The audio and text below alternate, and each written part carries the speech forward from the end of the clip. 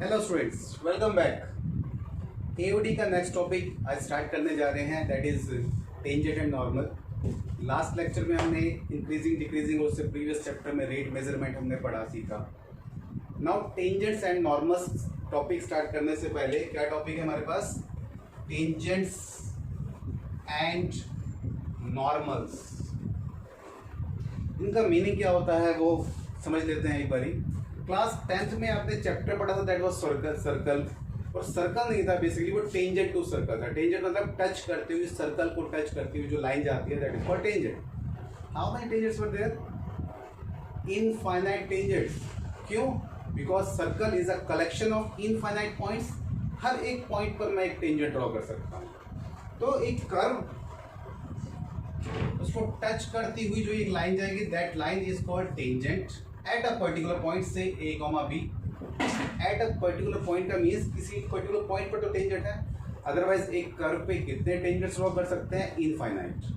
Tangent क्या होती है? एक लाइन। 11th क्लास में स्ट्रेट लाइन पढ़ा। लाइन के लिए मुझे क्या चाहिए? पासिंग पॉइंट मिल गया, साथ में क्या चाहिए? स्लोप।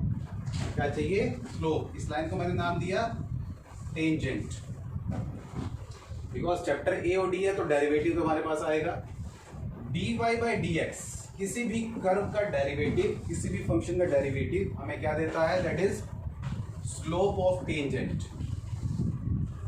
इन जनरल मतलब उस कर्व पर लाई करने वाले इनफाइनाइट पॉइंट का यही स्लोप होगा। इनफाइनाइट पॉइंट का यही एक ही स्लोप होगा हमारे पास। एक का मतलब क्या हुआ? इसमें वेरिएबल है। वेरिएबल क्या है? फंक्शन का डेरिवेटिव करने के बाद एक्स या वाई जो भी हमारे पास बचता है, दैट इज वेरिएबल। तो अगर मुझे उसे एक पर्टिकुलर टेंजेंट चाहिए पर्टिकुलर पॉइंट पे, तो मैं क्या लिखूंगा? dy by d x at point A comma B is the slope of tangent at this particular point A comma B. Slope of tangent at this particular point A comma B. तो question का एक type, find the slope of the tangent at the given point, और sometimes only abscissa given में होता है, x की value given में होती है। एक्सप्लिसिट फंक्शन है, सिर्फ एक्स में आएगा हमारे पास। एक्सप्लिसिट का मतलब क्या हुआ? For example y is equal to x square plus 2x। Now dy by d x is equal to 2x plus 2। Now dy by d x at x is equal to 1, सिर्फ एब्सेसा दिया हुआ है, that is equal to 4। तो slope of tangent at x equal to 1 is equal to 4। Slope of tangent to the curve this. ये जो curve given में है, ये कर्व बेसिकली पैराबोला है। ये भी हमने 11th क्लास में सीखा था। पैराबोला है, अपवर्ड पैराबोला है हमारे पास। वर्टिसेस अगर मैं इसकी फाइंड करूंगा, that will be equal to -1 and -1, उससे ऊपर की तरफ जा रहा है हमारे पास। Slope of tangent is equal to 4। फिर वहाँ नहीं जाते, हम जो टॉपिक पढ़ रहे हैं दैट इज टेंजेंट। इस कर्व को टच करती हुई line tangent at particular point. तो एक टाइप का question, find the slope of the tangent at a given point, और समटाइम्स ओनली एब्सेसा।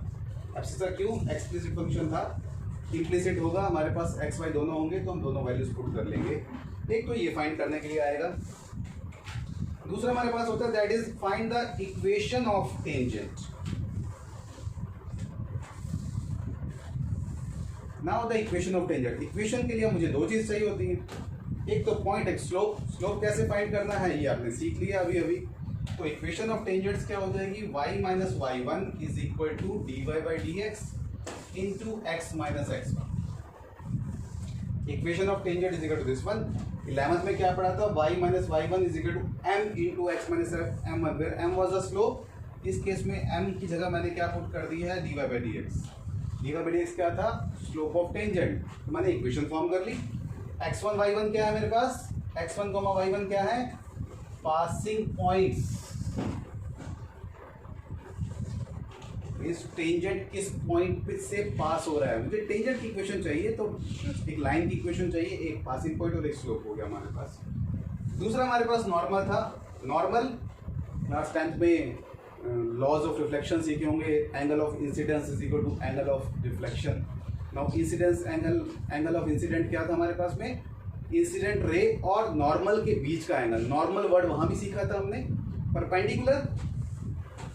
नाउ अगर इसी पॉइंट का नॉर्मल हमारे पास है, तो this line which is perpendicular to a tangent is known as a normal. ये भी इसी पॉइंट पे ही है, a, b फिलहाल। Normal at a, b। दोनों का स्लोप का product -1, m1 m2 is equal to -1, two lines are perpendicular to each other, normal is perpendicular to tangent, so slope of normal is equal to -1 upon dy by dx. Simple, slope of normal. So equation of normal will be, बस मुझे ये करना है इसकी जगह पे, इसके place पर dy by dx के प्लेस पर -1 by dy by dx का यूज करना है. y minus y1 is equal to -1 by dy by dx into x minus x1. Conceptual part इस टॉपिक में सिर्फ इतना ही है. क्या मुझे स्लोप ऑफ टेंजेंट फाइंड करने के लिए पूछा जाएगा, स्लोप ऑफ नॉर्मल पूछा जाएगा. क्या एक पॉइंट के ऊपर कुछ स्पेशल केस दे देते हैं. स्पेशल केस का मतलब क्या है, find the slope of tangent if tangent is parallel to x axis, then the slope will be equal to 0, obviously. Find the equation of the tangent, find the point at which the slope of tangent is or the tangent is parallel to x axis. In that case मुझे point find करने के लिए आएगा, मैं dy by dx को 0 के equal put करूँगा तो मेरे पास वैल्यू आ जाएगी. उस वैल्यू को सब्स्टिट्यूट करूँगा कहीं पर कर्व पे ही, x होगा तो x की फॉर्म में, y होगा तो y की वैल्यू फॉर्म करके मैं पॉइंट फाइंड कर लूँगा. तो पॉइंट फाइंड करने के लिए आपके पास आ सकता है, स्लोप ऑफ टेंजेंट फाइंड करने के लिए आ सकता है, इक्वेशन ऑफ टेंजेंट फाइंड करने के लिए आ सकती है, इक्वेशन ऑफ नॉर्मल और स्लोप ऑफ नॉर्मल. ये सब हमारे पास हैं जो कि इस टॉपिक से रिलेटेड हैं, और स्ट्रेट लाइन जो हमने 11th में की थी उससे भी रिलेटेड. ना थोड़ा सा मैं एक प्रीवियस टॉपिक पे भी चलता हूँ इसकी हेल्प से. याद होगा आपको, इंक्रीजिंग एंड डिक्रीजिंग फंक्शन के लिए मैंने आपको कहा था dy by dx को, मतलब f डैश x को क्रिटिकल पॉइंट फाइंड करने हैं, उसको 0 के इक्वल करके मैंने x या y की वैल्यू फाइंड की थी. क्या किया था मैंने असल में, dy by dx, अब यहाँ मैं बोल रहा हूँ dy by dx slope of tangent है, तो मैंने क्रिटिकल पॉइंट फाइंड किए थे जिससे वो हमारे पास, अगर याद हो तो साइन x का मैंने कर्व बनाया था. कौन सा कर्व बनाया था, तो छोटा सा बना रहा हूँ. ये इंटरवल था कि ये यहाँ से यहाँ तक 0 से π/2 तक ये इंक्रीजिंग है, π/2 से लेकर 3π/2 तक डिक्रीजिंग है, 3π से लेकर 2π तक ये फिर इंक्रीजिंग है. तो बेसिकली मैं कुछ और कर नहीं रहा था, मैं स्लोप ऑफ टेंजेंट को ही कर रहा था. यहाँ पर dy by dx पे वैल्यू सब्स्टिट्यूट करनी थी इस इंटरवल में से. dy by dx basically slope of tangent, तो slope of tangent positive slope की सभी लाइन इंक्रीजिंग होती है. स्ट्रेट लाइन क्लास 11 में हमने पढ़ा था. स्लोप पॉजिटिव है तो इंक्रीजिंग, स्लोप नेगेटिव है तो डिक्रीजिंग, गिर रही है लाइन. पॉजिटिव स्लोप की सभी लाइंस ऐसे थी जैसे बढ़ रही है ये, और नेगेटिव की हमारे पास कुछ ऐसे थी 11 क्लास में.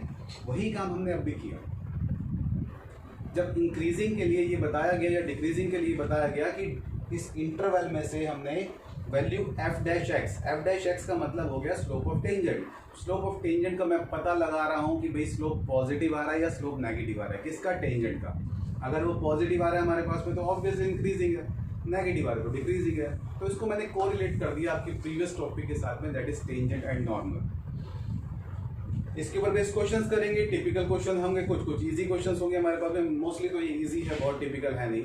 CBSE में क्वेश्चंस आ रखे हैं, प्रीवियस ईयर के क्वेश्चंस का कलेक्शन आपको दिया गया है, उस कलेक्शन से क्वेश्चन आप सॉल्व करना.